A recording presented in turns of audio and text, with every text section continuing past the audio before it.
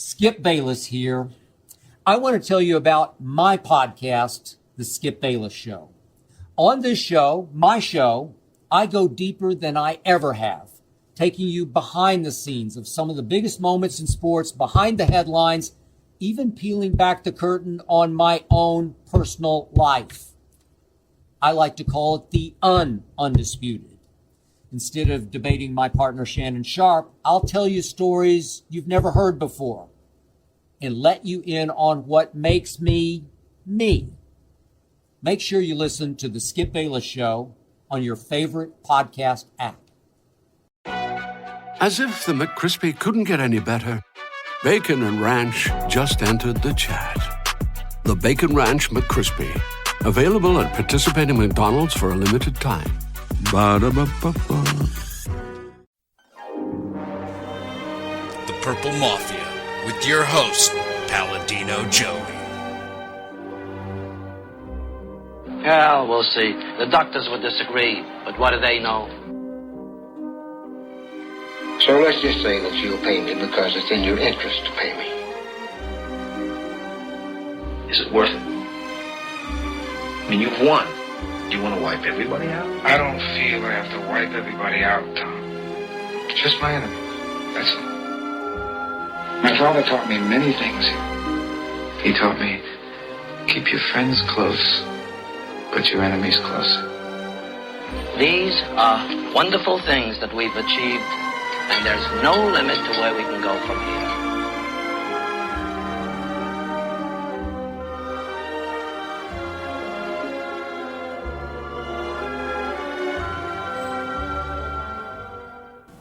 Welcome to the family here on Purple Mafia. It is Tuesday, December the 17th, 2013. This is episode number 159 of Purple Mafia. I thank each and every one of you always for downloading and listening to this show, which is available on thesportstuff.com and on iTunes.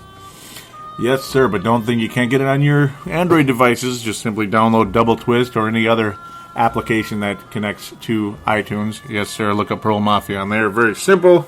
Thank you always, Dylan Richardson, for making this show possible via thesportstuff.com. Yes, sir. Well, first and foremost, I am your host, Paladino Joey, or Joey Awajan. Thank you again for being on board today.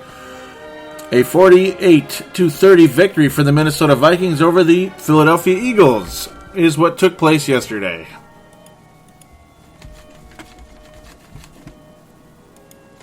Off the charts insane, off the charts weird, completely unexpected, yet I guess in some strange, sick, fun, perverted way, I guess you could say. Some people may have expected something like this, I guess, because it's like there was no Adrian Peterson, there was no Chris Cook. Well, that's actually a good thing. Good riddance to that guy. Chris Cook, really? You know? Do you really want to see Chris Cook ever play another game for the Minnesota Vikings? I just put my hand to the ear and I could just hear all of you right now that are listening say no. Yeah, of course not. Of course you don't want Chris Cook back. He's a failure. He's an absolute failure as a cornerback. He's a failure as an NFL player. A failure in a secondary for a football team that has any hopes of making the postseason, excuse me.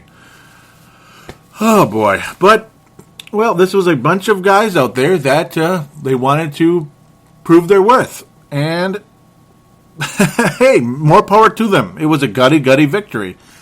This show's title is a simple one. Very, very simple. Casselvania 2, Matt's Quest. Yeah. Just like Casselvania 2, Simon's Quest. Yeah, well, this is Matt Cassel, and it's his quest to stay the starting quarterback for this team for the foreseeable future. Until ultimately a true quarterback of the future is able to take this spot.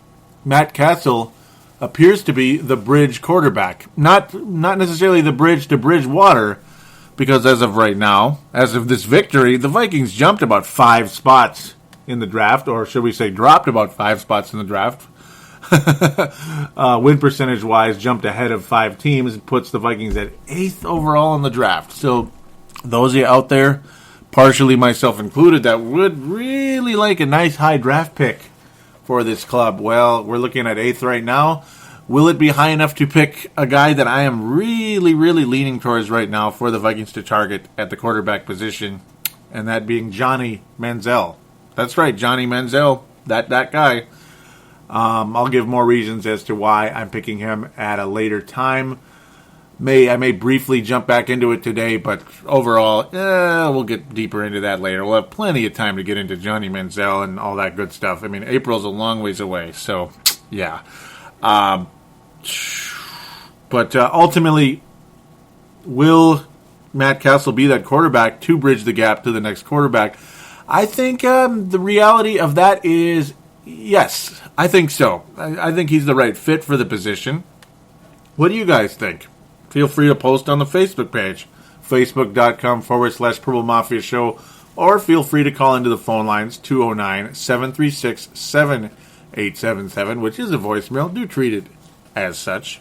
That's pretty much what it's all about right there. Overall, man, what a statistic phenomenon for the Minnesota Vikings. I mean, do you realize the Vikings scored 48 points against the Philadelphia Eagles?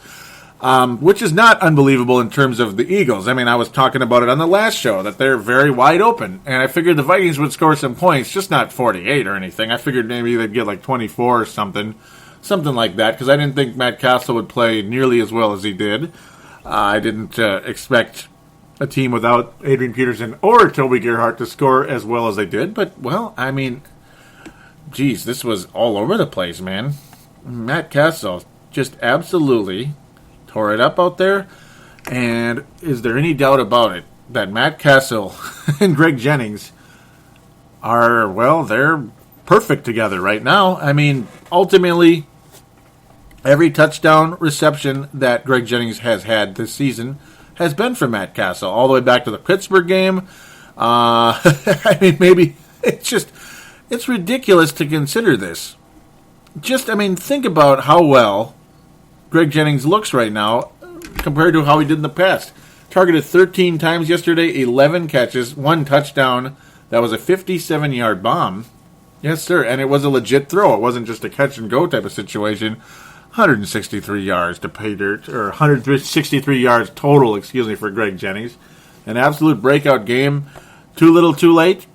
Absolutely. But at the same time, it does show that, I suppose, with the right quarterback, Greg Jennings is as good as a receiver as he's supposed to be anyway. He's as valuable a receiver as the Vikings have on their roster.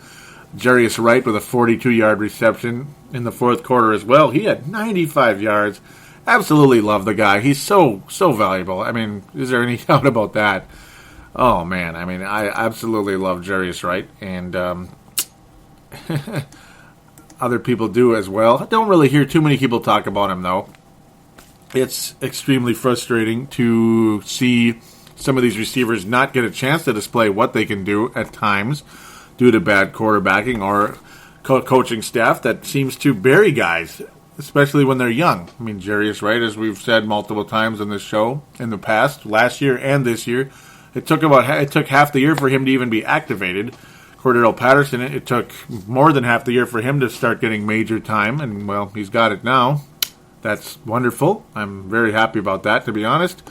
So as we look back in the game log, yes, the Chicago game, Matt Cassel took over, yes, and that's when Greg Jennings received a touchdown.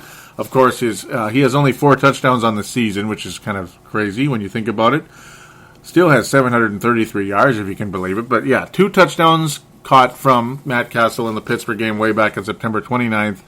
December 1st, Chicago, Matt Cassel threw a touchdown pass to Greg Jennings in a Vikings victory.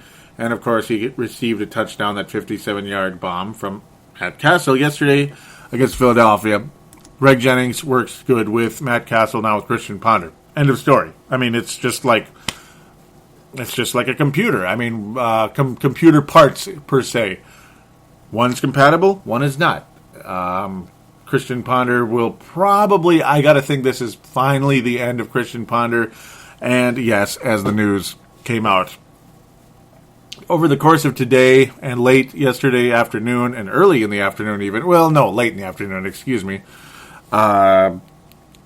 Rick Spielman's job is safe and Leslie Frazier's job is not. That's a potential, I mean, to me, that's another reason that this team played so well. You have guys that have talent, like Matt Asiata is fairly talented. Obviously, we saw that. We saw it in the preseason as well. It was kind of like a preseason game for a lot of these guys. Preseason turned regular season, and they fought their hearts out in a big way. And, yeah, they're playing for their NFL lives. And they're also trying to prove a point that, hey, we count too. And at the same time, I do think the players legitimately love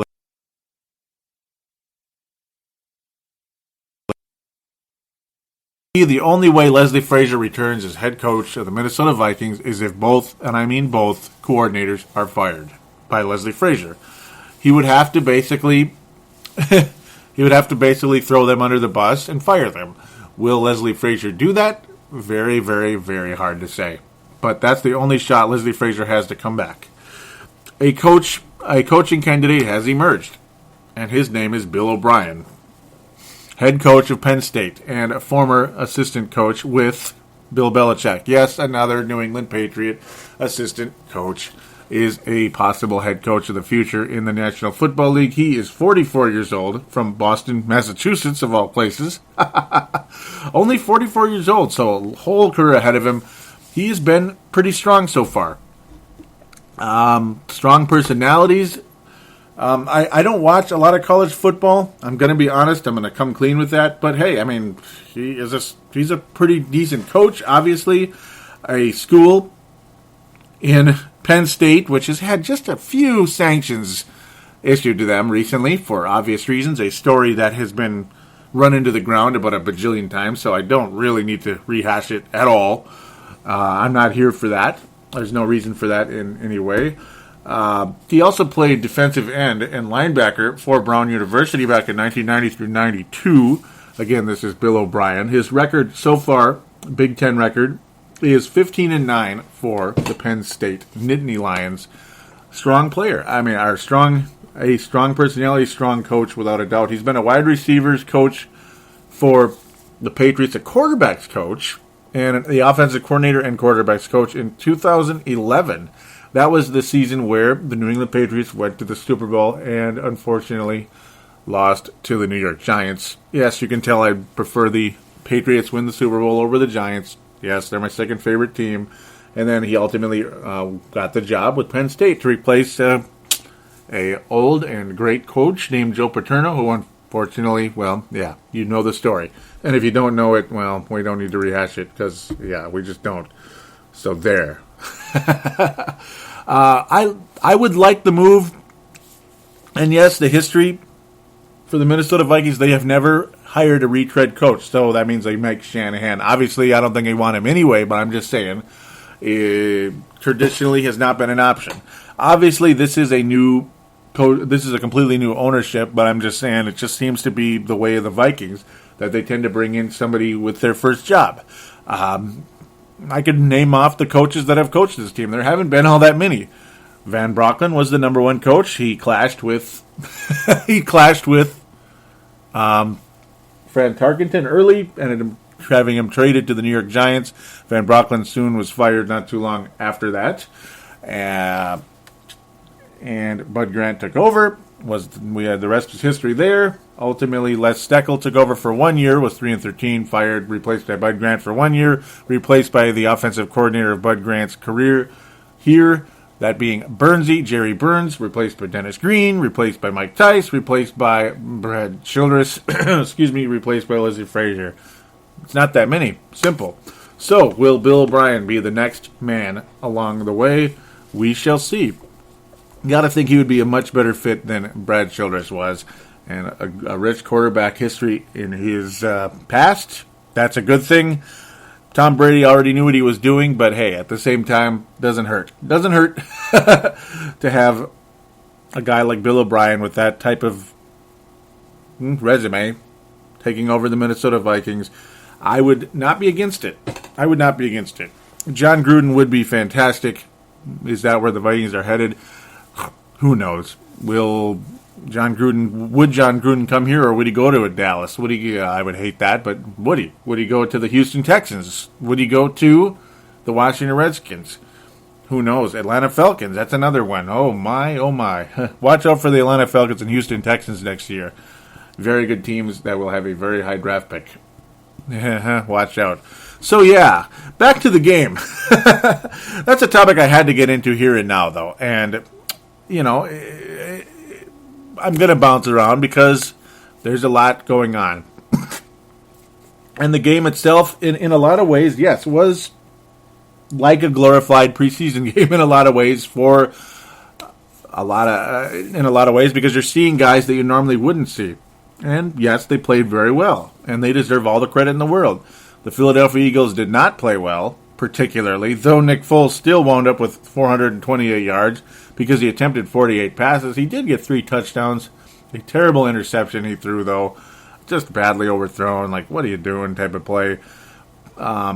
Still a talented offense, a defense that totally stinks, and everybody knew that coming into the season. They were wide open. It's just a wide open style. Like, let's score as many points as we can, and whatever. Screw the defense. That's kind of the way the Philadelphia Eagles have approached things so far in Chip Kelly's first year. But at the same time, the offense is so good in Philadelphia that Chip Kelly does deserve a lot of credit, without a doubt. Philadelphia Eagles did sleep on the Vikings, and they paid for it in a lot of ways. So, and we'll get to a post later on in the Facebook in the fan interaction segment, the third and final segment coming down the lines here, where he's like, "Hey, don't be downplaying my Vikings." No, I didn't. I'm not trying to downplay it but at the same time, you gotta be honest. Philadelphia did not play at their maximum potential in this game. I mean, they just didn't. I mean, if they did, they probably would have won. Probably, but I mean, then again, who am I to say the way the Vikings played this game today? Sometimes the stars are aligned for your team to win, and in a lot of ways, it did look that way. Matt Asiata, 3 touchdowns on the ground. Not exactly Mr. Explosiveness, is he? He's kind of like Leroy Horde, but slower. Yeah. 30 rushes for Matt Asiata. 51 yards, 1.7 a carry, and a long of 10. But hey, he got 3 touchdowns. The object of running the football is to go forward, and Matt Asiata goes forward. That's the good part.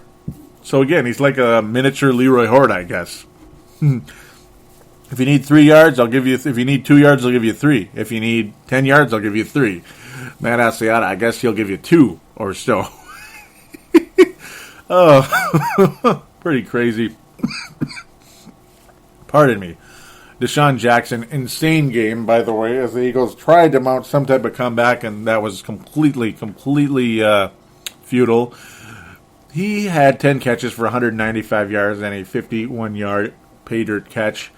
Crazy numbers, but again, Philadelphia looked like crap most of the way, and that's just how there is to it. Another major note along the way. The Vikings had their third-string tight end out there, their third-string running back, third-string cornerbacks. Prater had an interception in the game. Looked good. Hey, more power to him. Marcus Sherrills was strong in the game. I like Marcus Sherrills. Batted down a pass that was in a very important moment. It was pretty cool to see. But the other important note that I'm trying to get to here, as we're slowly but surely going to wind down the game review. And it was a fun game to watch. But Cordell Patterson, they wisely kicked away from him time and time again. Gave the Vikings great field position, along the way, time and time again, because they were horrified of Cordell Patterson. Which, again, shows that just how much respect that man has earned, that young man has earned already in his NFL career. Oh, boy. Cordell Patterson... Everybody is saying it. They are saying star, star, star. All over the place. It's not just Rube Viking fans that drink purple Kool-Aid.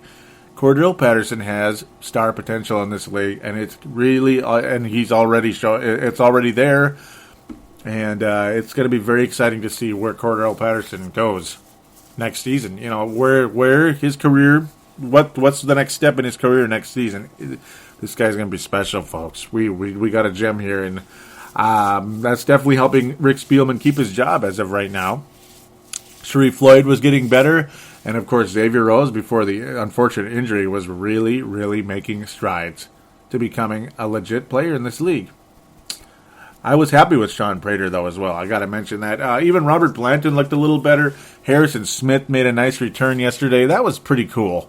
Nice to see Harrison Smith out there yesterday. 8 tackles. 8 tackles, 6 of them were solo. Very, very, very cool.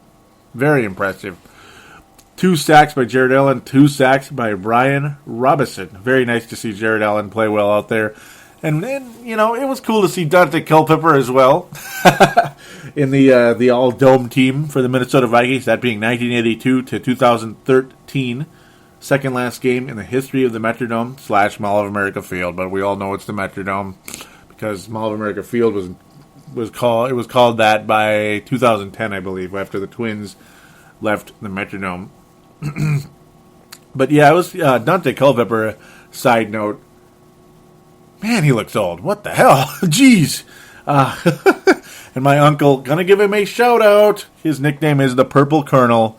Yep, he sent me a text picture of himself with Dante Culpepper. Yes, he knows Dante Culpepper, the Purple Colonel. Hopefully he's listening. Very cool. Dante Culpepper, if he happens to be listening, I doubt it, but maybe. I wouldn't be too surprised if one or two Minnesota Vikings in the current or past eras have accidentally bounced upon the Purple Mafia show. But man, he looks kind of old. What's going on, Culpepper? Why are you aging so fast? You're only 2 years older than me. Jeez, you look like you're in your 40s already. I'm not quite that old yet, but just thought I'd make that note. It's cool to see the all-dome team. It's unfortunate that the Vikings never made it to the Super Bowl in the entire Dome era. It's a shame, but again, it's one of those that's how it goes type of moments. What's also funny, we'll probably wrap things up here. I don't even need to get into Jerome Simpson and all the yik-yak, but I guess I barely will. Obviously not happy with the officials, thought that they were making inappropriate comments, not racially motivated or anything, which he himself said, but it irritated him basically, and that's all he said. So thanks for basically a Facebook message right there, Facebook status message right there, you know, telling 1/100th of the story, like, man, I had a bad day. And it's like, and? Hello? Oh, well, I can't say it. Yeah, it'd be too long of a story. Okay, then don't post it. You know what I mean? Oh, jeez. Facebook, what a travesty it is. But thank God we can help use it for the shows, though. That's the good part. Pardon me, Facebook. Pardon me. Yes. Yeah, Jerome Simpson, thanks for the 100th of the story there. We have no idea what he's talking about. But one other final note. The final note is Chase Ford looks like a possible backup tight end option going into next year. Less expensive than John Carlson, who I know Adam Carlson would be annoyed with me saying this, who would be saying, like, hey, how dare you? How dare you want to get rid of John Carlson, who equals production? But hey, if Chase Ford equals production, that'd be nice as well. I know those guys over there on that show like Chase Ford as well, though I know they talked about him extensively. Well, third string tight end, and he looked okay. 55 yards and 2 catches. Not bad at all. Cordell Patterson kind of getting the short yardage game now. They're kind of Percy Harvining Cordell Patterson a bit. That's the funny part. A guy is big and tall and is kind of he can play slot receiver as well. It's kind of interesting seeing him getting with those very short yardage gains. Averaged 7 yards on 5 catches, only 35 yards, but did get another touchdown yesterday.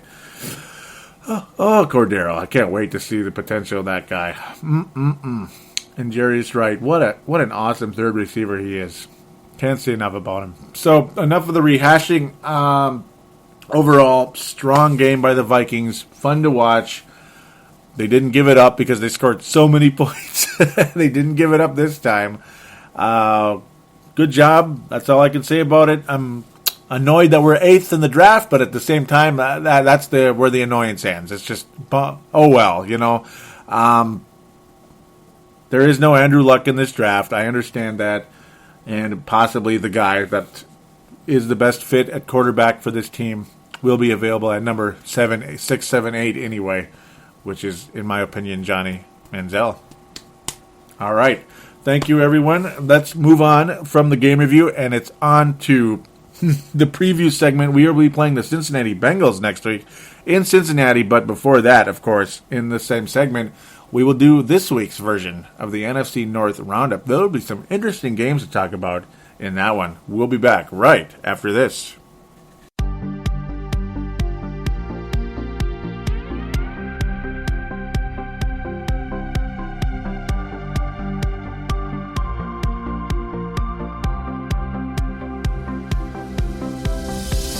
Do you shop on Amazon? Did you know that you can support this podcast just by doing your normal shopping on Amazon? It's really easy to do. Just go to thesportstuff.com and click on one of the many Amazon pictures. Do your normal shopping, and Amazon sees that we referred you, and they give us a percentage. We'd like to thank you in advance for supporting thesportstuff.com, and please use our Amazon link. Now enjoy the rest of the show. We are going round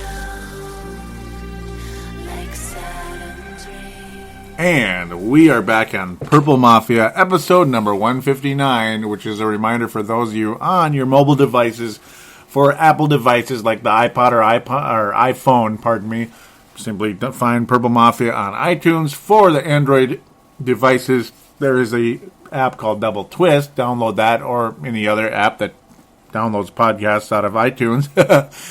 And simply look up Purple Mafia on there. For Windows phones and BlackBerry, simply search for us in the Microsoft or BlackBerry store, and you should be able to find us on there as well. Thank you again for your listenership. Please do tell a friend, and don't be afraid to rate us on iTunes. Would be oh so appreciated. All right, well, NFC North Roundup, and then on to the prediction with the Cincinnati Bengals. Yes, sir. Second last game of the season, and then we close things out in the Metrodome with Detroit. Yes, sir. The Chicago Bears may finally be the team emerging as the division champion. And they didn't look all that impressive. Oh, I suppose they did. They got 38 points against the Cleveland Browns. The 4-10 Cleveland Browns, 38-31. The Bears finished strongly in the fourth quarter. And Jay Cutler, boy, did he start poorly in this game. Oh, pick six Cutler in the house. But he finished strong. Yes, he did. It's like I was wondering, did Josh McCown take over in this one? No, he didn't. Jason Campbell, the former Chicago Bear, now with the Cleveland Browns, who was slated as the number 2 guy coming into the season behind Brandon Weeden. Oh, my God. Ugh. And then poor Brian Hoyer, who looked like he was going to emerge and be a really good player. Looked strong. He made some terrible throws in the dome, but then made a nice drive late in that game and was really good. The Browns looked like they were a potential playoff team at some point, or at least be in the playoff hunt, in the AFC. Before that poor guy tore his ACL. Now Jason Campbell's out there because Brandon Weeden is a pile of caca. Jay Cutler, though, finishing strong in this one after a pick six. 3 touchdowns, 2 interceptions. Finished with a quarterback rating over 100. Strong game for the Bears. It's like somebody's got to win the NFC North, and it looks like somebody's going to be at least 500. At least the Bears will be 500 at worst. They're 8-6 on the year. Matt Forte, very strong game, averaging 5.3 yards a carry, 127 yards on the ground. Brandon Marshall, well, up and down in the game, but overall finished strong with a touchdown, 95 yards. Alshon Jeffrey, 72 yards and a touchdown. All that good stuff. Strong comeback by the Chicago Bears, scoring 21 points in that fourth quarter. Oh my, the Bears were able to luck out against the Cleveland Browns. I mean, my goodness. I understand Cleveland is not necessarily the easiest place to play in the history of the world. The Dog Pound, the Browns Stadium, 71,000 people there. I understand that, but still, I mean, the Bears really were messing around way too much. Way too much. Horrible throw by Jay Cutler, badly overthrowing Martellus Bennett at one point. I mean, I have to keep mentioning it because it was just terrible. Ugh. Luckily, the Bears got a pick six as well in the third quarter before Cutler's pick six. Oh, Cutler, what are you doing? In fact, actually, Cutler had 2 pick sixes. Pardon me. Yes, he did. I thought he did. I was like, wait a minute. Yes, 2 pick sixes for Jay Cutler. One in the second quarter, one in the third. Oh, Lord, what the hell? But then, hey, all's well that ends well. Chicago Bears are now 8-6 with a, again, 21-point fourth quarter. Cutler to Alshon Jeffrey and then Earl Bennett about 6 minutes later. And Michael Bush had a 40-yard scamper up the middle. Good times for the Chicago Bears there. Jason Campbell trying to make things interesting late, but, well, too little too late for the Cleveland Browns. And, well, yeah, I guess they're going to be drafting ahead of the Vikings as well now with that 4-10 record.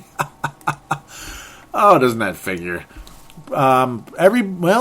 Almost everybody won the division except for the Detroit Lions tonight. We'll get to that next. Green Bay Packers pull off a insane comeback against the Dallas Chokers.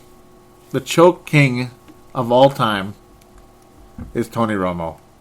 Oh my, Tony Romo.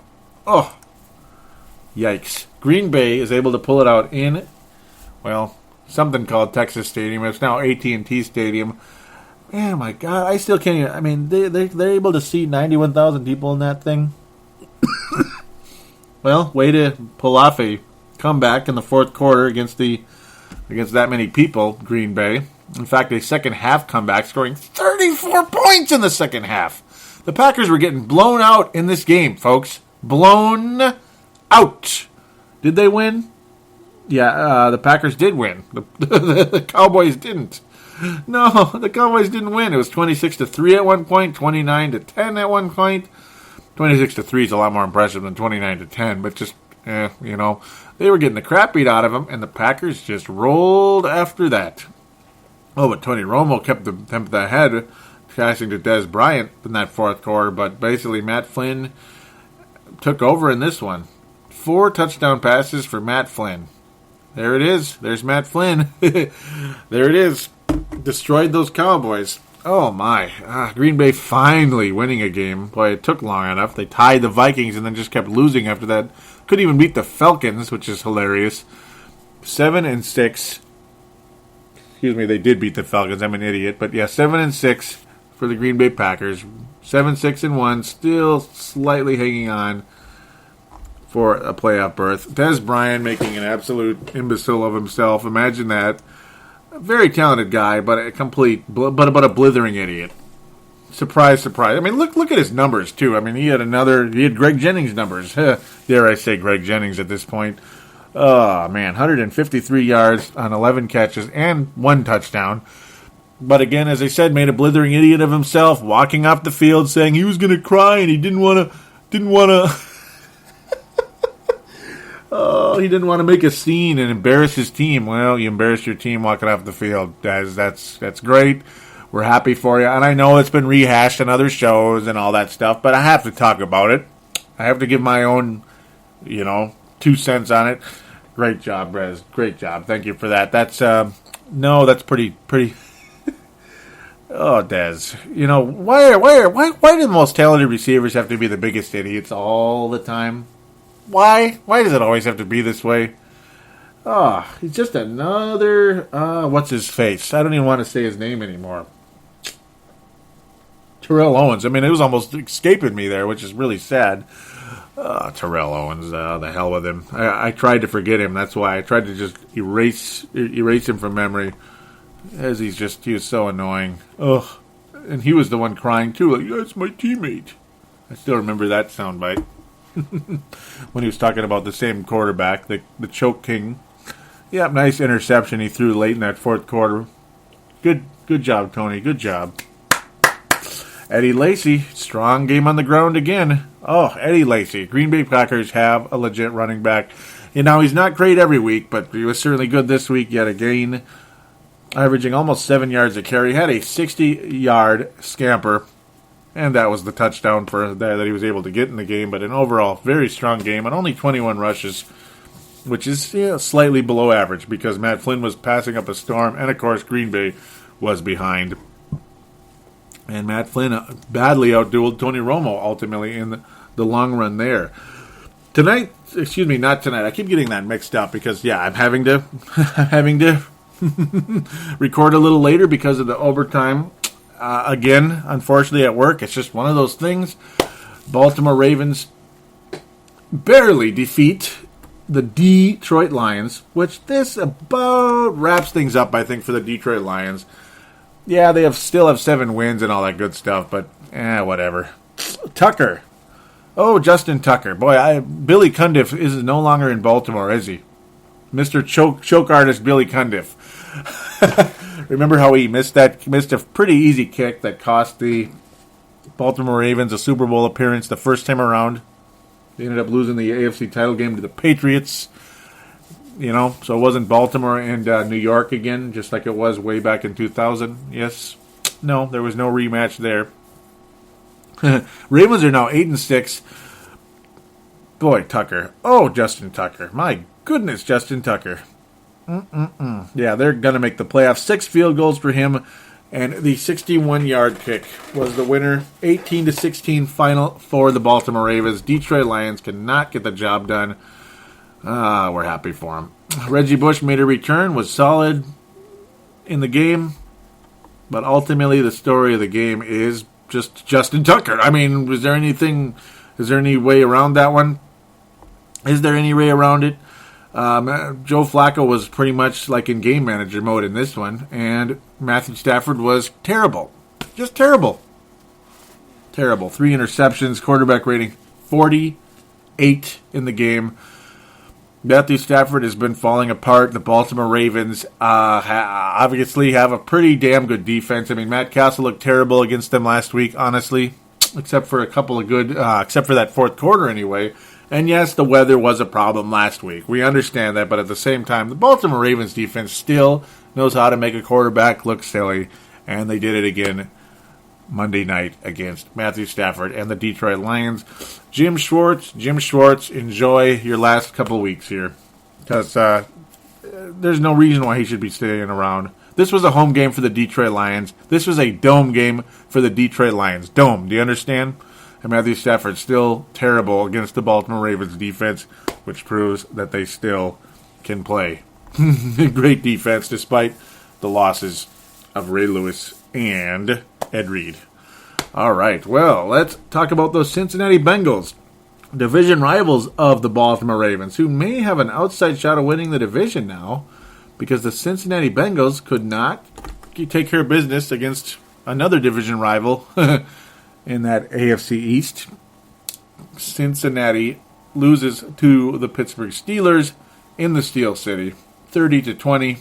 Bengals are 9-5, still favorites to win the division. They will be hosting the Vikings next week. Yes, sir. I can't pick the Vikings to win in Cincinnati. I don't remember the Vikings ever winning there, actually. Even when the Bengals suck, the Vikings seem to never win there. Cincinnati has a lot to play for in this one. I know the Vikings are playing for some pride right now, and they're trying to help Leslie Frazier out, make him look better, make him feel better, and all that good stuff.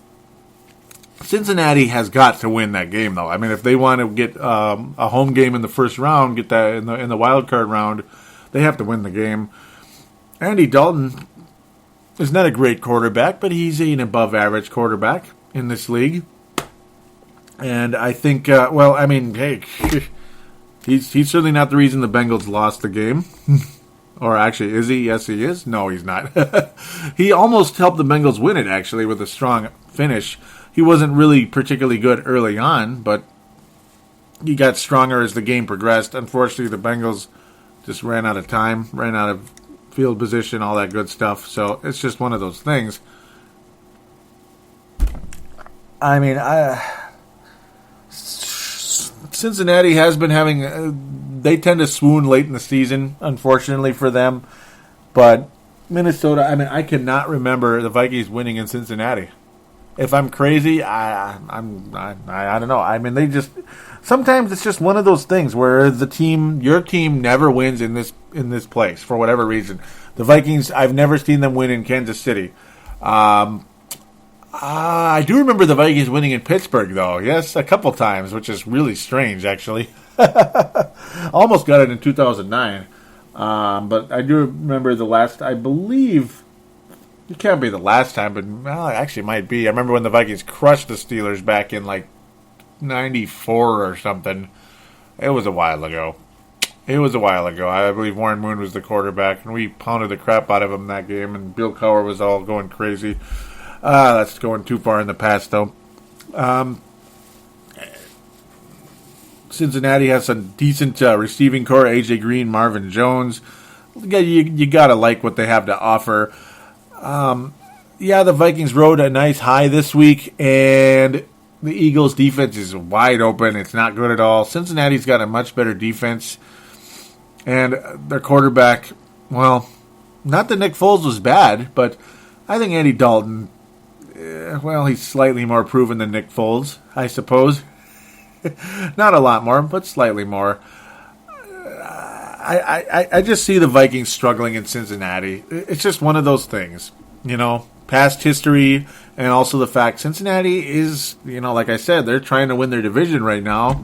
The ante's up, and the Vikings are not nearly as familiar with Cincinnati as Pittsburgh is. And, of course, again, a home game for Cincinnati that helps in a big way. I think Cincinnati wins a close one, a fairly close one in this one. It seems like a lot of the Vikings games are pretty close. And I kind of think the defense is going to revert back to the way it was, like just choke artists. I don't think the Vikings offense is going to torch Cincinnati. I can't see that happening. I think it's extremely unrealistic. So in this one, I've got Cincinnati winning a kind of... I will go with... It's going to be... I personally think it's going to be a low-scoring game, believe it or not. Fairly low-scoring, because that's kind of the way Cincinnati rolls, kind of. I don't even know how Pittsburgh got 30 points on them, other than it's just... I don't know. I guess Pittsburgh was at home, and they always seem to beat Cincinnati when they're at home. I guess. I guess. That's about all there is to it. Of course, they also had a kick return to the Pittsburgh Steelers. That's another reason, of course.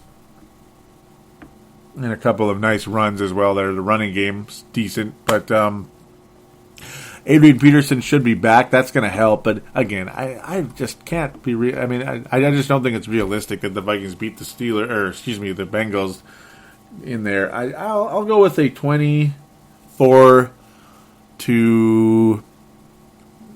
Okay, let's bring the scoring up a little bit. Cincinnati's going to get 28. Minnesota will get 24. So it's going to be fairly close. 28-24. Cincinnati will win down the stretch in the game again. It's not going to be nearly as pretty as it was in the Dome against Philadelphia. I just don't see that as realistic. So, sorry to say that. To those of you, though, that want that draft pick, well, this will help a little bit. But, whatever. I'm not going to really take sides on that right now. I'm happy for the players to play well, yet at the same time, you don't want to be like the 15th pick or anything. So, I hope we can get Johnny Manziel. That's just about all there is to it at this point in time. So, there it is, 28-24. Cincinnati defeats the Minnesota Vikings. Their defense is better than Philly's. And Dalton, I think, will get the job done. He doesn't really make a lot of mistakes. He doesn't dazzle, but he doesn't make a lot of mistakes. Point made. We'll be back right after this for the fan interaction segment.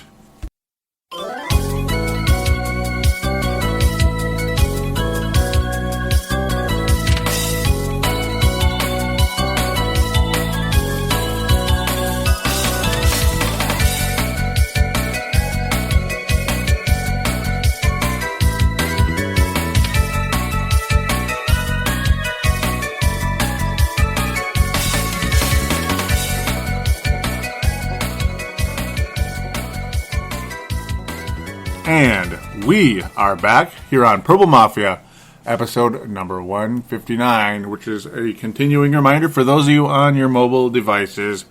Thank you again for checking out the show, and welcome to the fan interaction segment. That's right, that's where all of you out there can interact with me and other listeners and talk about the Minnesota Vikings, talk about news involving the Vikings or in-game stuff. I try not to get into too much in-game stuff, but post-game stuff, absolutely. That's like the main idea of the fan interaction, at least at this point in the season. Obviously, during the off-season, it's all about news, and opinions and all that good stuff. So, let's just get stuck straight into it right away. A couple of comments about when I talked about how there were no Peterson or Gerhardt today. Hello, Matt Asiata. Yep. Now, by the way, to get to the Facebook page, I didn't mention it earlier, but I will mention it again. It is facebook.com/Purple Mafia Show. Simply go there and click like. That's right. We do have a call-in line, which is 209-736-7877. So, I'd like to welcome some of you new listeners that may have joined over the past week. We had a few new ones jump on board. A little promotional ad out there that I can do once in a while. So welcome aboard to those of you that may be listening, just a few of you. So I just wanted to say that. All right, so yeah, let's get to that thread which said no Peterson or Gerhardt. Danny Yang saying Matt Asiata is going to play with Vikes team for AP spot. Yep. Mark Carlson saying, what? No, Toby? Oh, bad. Very bad. Cedric Paulding saying, where has this offense been all season? Damn good game. Cedric's out of Mississippi, by the way, longtime listener of the show now. Brent Jacobson saying Asiata was serviceable today. Yeah, pretty much a not as good version of Leroy Horde, I guess you could say. Those of you that are a little bit on the older side. That's right. Back in the day a little bit, late 90s, Leroy Horde, he played until the year 2000, and he had a really strong season, 1999, I believe, and nobody wanted him. It was just like, whatever, screw that guy. Nobody wanted him. All right, well, anyhow, a couple of comments now when I mentioned that episode 158. A couple of comments by Mark Carlson and Dave Hickey, both out of Iowa. Very good stuff, so I got to read it. Mark saying, nice work, Joey. I enjoyed number 158, as did the past episodes, and your enthusiasm is catchy. And I enjoyed the past few games, too. I agree with your opinion on the three rookies, even though for a while I had some doubt. It was very fun to watch the game in Baltimore with the heavy snow. This is a reason I will remember. Not for the wins, but for the play. The good, the bad, and the tie. Hey, stay warm up there, Mark from Iowa. Yep, thank you very much. Nice comments there. Dave Hickey saying, I agree with Mark Carlson. This has been a season to forget in many ways, but it also has given us a chance to look at some backup players who have performed great. Just to mention a few, Audie Cole, Shaun Prater, the ex-Hawkeye, Matt Cassel, Matt Asiata, Marcus Sherrills, and it should give the powers that be the look they need to cut some dead weight, i.e. bye-bye Chris Cook, you suck. Ponder, you're done, and hopefully gone also. Or two, he says, but yeah. Mark Carlson completing that thread with dead weight. Awesome comment. Yeah, that was awesome. Yes, sir. Dave Hickey is definitely going to be getting another star again this week. Yes, he is. Mark Carlson, very good chance he will as well. He's always a strong candidate for that. Where are we? All right, I was talking about how the Eagles look nasty so far. Choke City. Dave Longfield liked that one, gave it a thumbs up. Ryan Anderson saying best secondary play all season by the Vikings. And yes, that is a major note considering all these backups. That's why Dave Hickey's comment was so good, and Ryan Anderson there as well. Yeah, it's very key. All these backup secondary guys are better than the starters. And Nick Foles has had a hell of a season, by the way, until he came into this one. He struggled a bit against Detroit the previous week. But, of course, there is some of an excuse with all the snow in Philadelphia, which is actually even worse than the Baltimore game. Josh Mayer Henry, missed him, haven't seen you for a couple weeks. Same with Carl O'Neill, who follows here. Josh saying Matt Cassel looked pretty decent so far today. He actually throws the ball to Jennings. Yes. Yep. And then Carl O'Neill says the Eagles' defense just showed how bad they are. Gave up 40 8 points to a horrible Vikings team. Yeah? Yeah? Yeah, that's. I mean, it's like they're so wide open, those freaking Eagles. They have no defense. It's definitely been a trend with them all season. And today, today. What am I talking about? Sunday. It was way. I mean, it was as bad as it's ever been, pretty much. Malcolm with a couple of comments here saying the Vikes could have fell apart like every other loss this season, but they stepped up big. Good to see.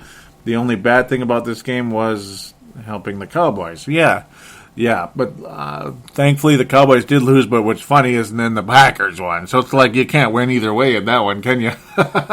Yeah, I'd much rather see the Eagles in the playoffs than the stinking Cowboys. Ugh. And the Eagles will be in the playoffs, and they will win the NFC East Division. Yes, in my humble opinion. I'll get to the Bill O'Brien thing. Let's hear what people had to say. I wanted to just simply say, Bill O'Brien, thoughts? David Longfield saying, how about Gruden? He basically is all about Gruden. That would be nice. That's basically what he's saying there. Back and forth a bit, little brief conversation with him there during the game. And Brent Jacobson now he continues saying he's not so crazy about him. No former Patriots assistant has gone on to success after leaving Belichick's staff. Very, very good point, Brent. Yeah, I mean, that was a fear as well, a bit. He continues, that does Brent, him being Brent anyway. He says, the way the Vikings-Eagles game was played, you would have thought Philly was going for the draft pick and the Vikings were going for the playoffs. Yeah. Brent Jacobson really looking for a star there with those two.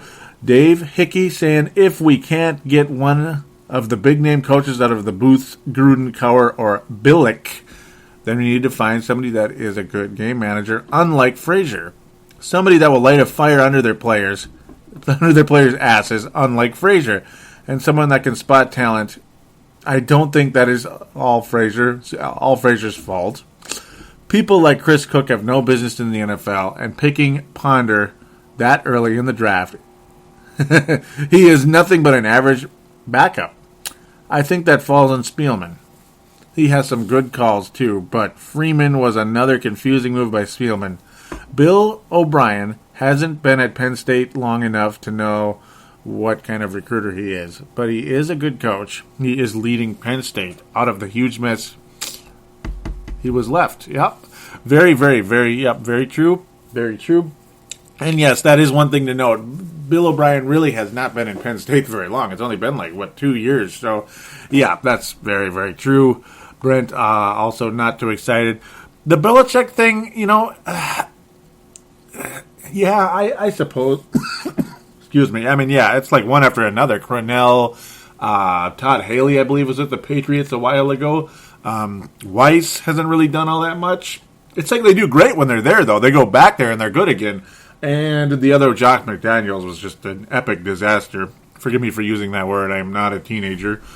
sorry, Sebastian. Sebastian's coming out of his teens sooner or later, though. He's getting close. He's getting close. Yep. All right, let's move on here. Let's quickly move on. Sebastian, no. We got to get this thing loaded correctly, and it's not doing anything. I apologize for that. I'm not sure what it's doing, actually. There we go. What I call an old-ass computer. Oh, yeah. Just seeing something interesting there. I'll get to it very shortly. Mark Carlson was making fun of Deion Sanders. We'll leave that one alone for now. Yeah, and I agree. Sanders is annoying. He is. No, actually, I've never liked Deion. Oh, no, there was 1 year I liked Deion, and that's because he was on San Francisco. That was awesome to see them kick the Cowboys' ass that year. And then the son of a biscuit went to the Dallas Cowboys. That figures. Sebastian Balls. Moving the topics, changing the topic up a bit, which is way, way more than welcome on this show. He says, so let's touch on an enjoyable topic. Where do you see Toby Gerhart next year, and does he start? In Madden 25, in my franchise, he was a starter for the Broncos in 2014. Thoughts? Yeah, I think he would fit nicely in Denver. They historically have a good running game, though, of course, Mike Shanahan isn't there anymore, obviously. And, yeah, we know Mike Shanahan. Okay, so that's kind of, I'm being flawed with that comment. But Yeah, that is a suitable spot for Toby Gerhardt. I also could see an Atlanta Falcons as a possibility. I mean, Steven Jackson's not doing jack. Pardon the pun there. Toby Gerhardt, I think, would be a perfect fit for the Atlanta Falcons, honestly, Sebastian, in my humble opinion. Surprised no one else kind of jumped into that convo. That's too bad. Sebastian saying, I think Denver could use a power back like him, and I thoroughly agree with that comment. Yeah, it's good. I think Denver or Atlanta are leading candidates for that. Maybe even like a Tennessee, somebody like that. Seattle's fine with Marshawn Lynch. Obviously, San Francisco, maybe San Francisco if they're looking for a guy to kind of take over the reins from Frank Gore. Even though Frank Gore still is great, and I love him.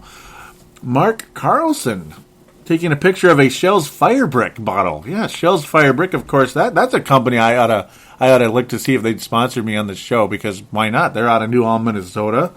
They're classic, and heck, I really enjoy their Snowstorm, which recently came out. Yeah, Shell's Brewery, New Ulm, Minnesota. That's where my Aunt Diane lives, in New Ulm.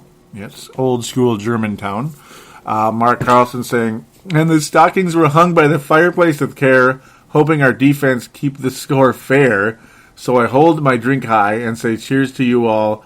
And let's go Vikings. It's time for football. Skol. Mark from Iowa. Hey, nice. Not bad. And yeah, Firebrick, actually, just a little piece of trivia here. Firebrick actually was a Snowstorm at one point, because Snowstorm is a year-to-year change. Like, there's Sam Adams Winter Lager. That's always the same. And it's probably, for me, my overall favorite winter beer. But, because I think Sam Adams is, like, legendary. But... Firebrick was originally a Snowstorm, and it was so popular it became a permanent fixture for Shells. Yeah, I have differing opinions on that one. I think it's fine. It's weird. Like the first time I tried it, I was like, wow, and the second time I was like, I don't know. But I have to see it again, I guess, to make a better judgment. Dave Hickey with a big time comment here saying, "Thanks for the gold star, Joey. It's just nice to be able to post your thoughts online and have somebody give a bleep about your thoughts. Hard to find dedicated Viking fans that know anything about the other team, about them other than AP. Yeah, I know what you mean there, Dave." He says, "I enjoy everybody's posts, and while I might not agree with all of them all the time, I still like reading and hearing about them. And thanks to you for making it all possible. Merry Christmas to everybody, and let's all remember what Christmas is about."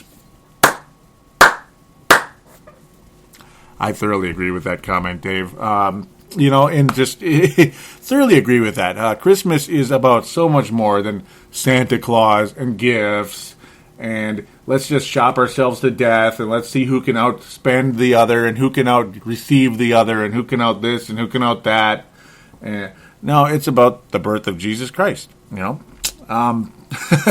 no, I'm not going to turn this into a church show or anything, but I'm just saying, yeah, let's celebrate what Christmas is all about, and it's about a time to be with your family and all that. So just thought I'd mention that, and really appreciate you for saying that, Dave Hickey. And that is, I almost never do this because I like to kind of, I like to kind of pass the gold stars around just to, obviously, because, so many people make so many good comments because, there's so many good comments. I don't want anybody to feel left out at times. So, but I'm going to do a back-to-back gold star for Dave Hickey. Here it is.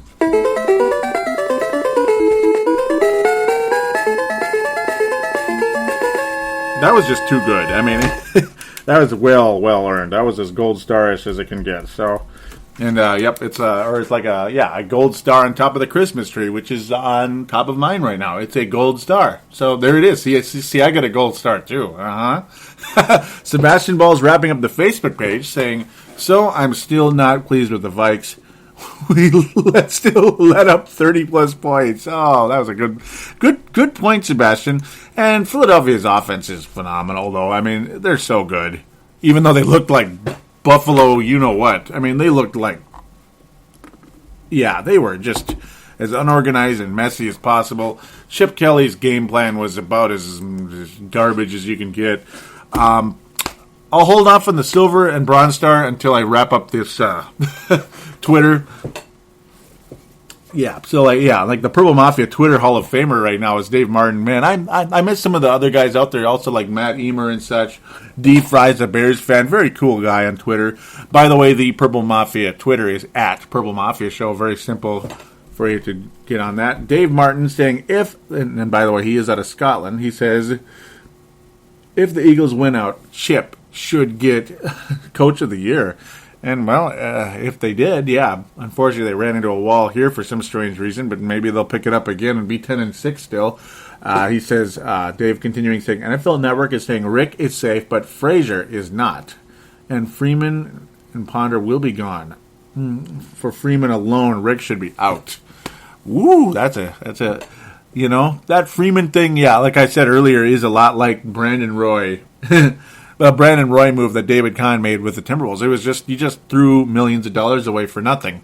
Just stupid. I was intrigued by Freeman, but I guess there just was not enough research done on what Freeman is, which is, okay, I'll leave that alone. I don't need complaints. Let's just say he's not intelligent, yeah. Okay, I'll say it. He's basically retarded. There, I said it. So please don't complain too much now.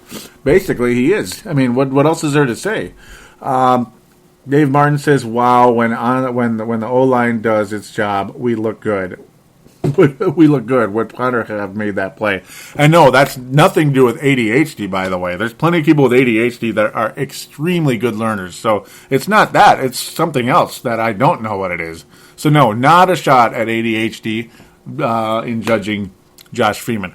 He's not a good learner. That's all there is to it. Okay, Dave Martin saying, he was talking about it was a great play. Well, yes, with Cordero Patterson. He was talking about him. I was saying a star is born. That was during the kick return type of situation and the touchdown at one point. Also, Dave Martin again saying, hate to say this, but we look more balanced without AP. And yes, we do look more balanced. But, and that's kind of how it always is, though. When your star is out, you're going to be more balanced. And that's why some teams sometimes in basketball, for a little while, play a little better when, like, a Kobe Bryant is out, or a Chris Webber is out, or a Rudy Gay is out in the NBA. But it's the same thing in football sometimes, that some guys come in and they're good for like a week or two in the absence of the Adrian Petersons and Arian Fosters and guys like that. But again, long term, you don't want that to remain the case, because you're going to get tells on the defense will get tells on those newer guys, and they'll never really, they're not going to really explode much, too much. It's just they're going to have a good game or two or three. Dave again saying, should be rooting for a loss, but I'm loving this. Where have they been hiding this team? Very, very good comment there. That's pretty much that's what a lot of us are saying there. Antonio Fett, yes sir, at Antonio Fett, saying Vikings without 6 starters. Of course, they play the best football of the season. That's I like that. I like that comment. Yep, I'll get back to that in 3 seconds. Jordan Holt saying, hey, things happen, and Merry Christmas to you, Tony. So he was talking to Tony, but Purple Mafia Show wound up in that one. Okay, so we are going to give the Silver Star in this one. Boy, it's tough. The Gold Star is Dave Hickey's, yes, without a doubt. Oh, man, there's so many good ones on here. It's tough. I'm going to give the Silver Star in this one to Sebastian Balls. I'm going to give that one to Sebastian Balls. He gets the Silver Star. Bronze Star. Ooh, man.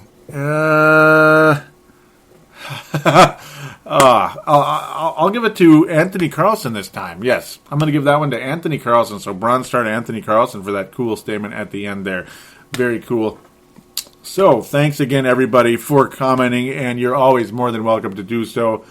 Facebook.com/Purple Mafia Show and at Purple Mafia Show for Twitter. I always want to get to everybody. I like to have your interaction. There may be a time, though, when maybe the comment's just too long that I can't read the whole thing, just for the sake of, we have to move on at times because there's so many other comments. I mean, it's just one of those things. I can't just read constantly. But this one was good. You guys did a perfect job on this one. And also at the time, if there's ever like a game like the San Francisco game last year when there's literally like 1 million comments on the page, I can't read them all. I can't, especially the in-game stuff. But just thought I'd mention that in the future. But this time absolutely worked out, and I try to get to as many as possible, if not everybody. Thank you all so much, and I appreciate all of you listening. I want to wish all of you a Merry Christmas as well, as we are in the Christmas season. It is very much the Christmas season right now. It won't be Christmas, obviously, yet before the next game, so I'll officially wish all of you a Merry Christmas then. But again, maybe some of you are in and out of the show at times, so yeah, it's one of those things. And, you know, I'm one of the people, you know, I'll say Merry Christmas and Happy Holidays, I guess, but, you know, I'm not one of those people that's only going to say Happy Holidays and leave out Merry Christmas. I don't believe in that. I think you should be able to say both, you know. You can say Happy Hanukkah as well. You can say whatever you want. There's nothing wrong with any of it. Enjoy your holidays, everybody. There you go. Thank you all very much for listening, and keep warm, all that good stuff.